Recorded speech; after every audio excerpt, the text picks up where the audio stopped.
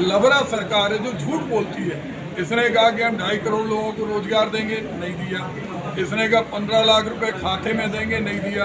झांसी में उन्होंने कहा उद्योग खोलने के लिए ग्रोथ सेंटर में उद्योग लगेंगे, नहीं लगेंगे। डिफेंस कॉरिडोर के अंदर चिटपिटी भी नहीं, सुतली बम नहीं बनना।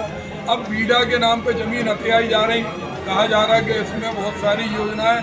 तो ये हर मुद्दे पे झूठ बोलते, लेकिन इन्होंने कल सबसे घृणित पाप किया जब एक मतदाता जो बाबा साहब भीमराव अंबेडकर के संविधान को सुरक्षित रखना चाहता है, उसने गठबंधन को मतदान किया और उनके मनोबल को हतोत्साहित करने के लिए और अधिकारियों को दबाव बनाने के लिए कि अधिकारी इस दबाव में रहें कि दिल्ली में भी सरकार बन गई। और इनकी इतनी बड़ी लफाजी है कि आज प्रधानमंत्री जी ने 100 दिन का एजेंडा तय कर दिया।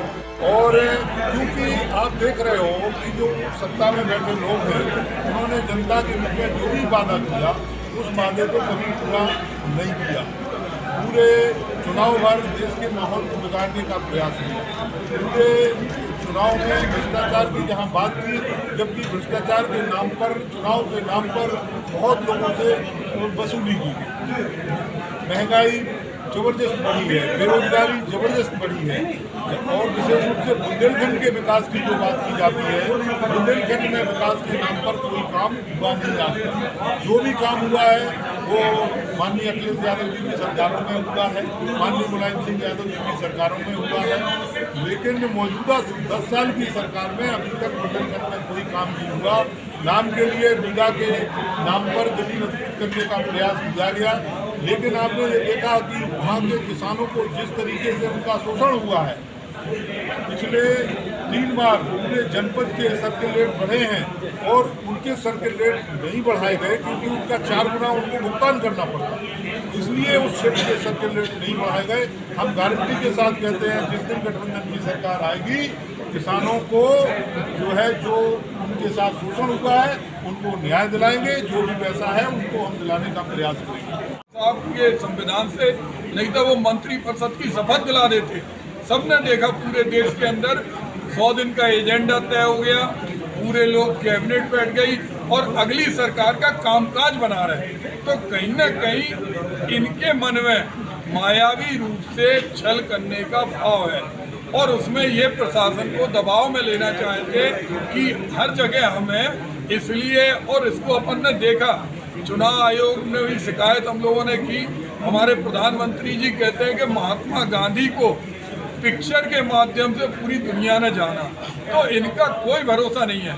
तो आज हमारे नेता राहुल गांधी और अखिलेश यादव ने अपने मजबूत कार्यकर्ताओं का मनोबल मजबूत करने के लिए पूरे देश में पत्रकार वार्ता बुलाई, जिसके तहत आपको और आपके माध्यम से, क्योंकि ये चुनाव चाहता है, हम चाहते हैं निष्पक्ष हो, निष्पक्ष करने की मांग कर रहे हैं कि निष्पक्ष होना चाहिए और अधिकारियों को निष्पक्षता से, अगर हमारे किसी कार्यकर्ता के मन में या और किसी पार्टी के कार्यकर्ता के मन में कोई संदेह उठता है तो उसको प्रशासन के अधिकारियों को पूरी तरीके से संतुष्ट करना चाहिए कि भाई ये आपके मन में सवाल उठाए और ये इस तरीके से नेताजी यूपी में कितनी सीटें जीत रहे हैं? हम उत्तर प्रदेश में गठबंधन कम से कम 50 सीटें जीतेगा।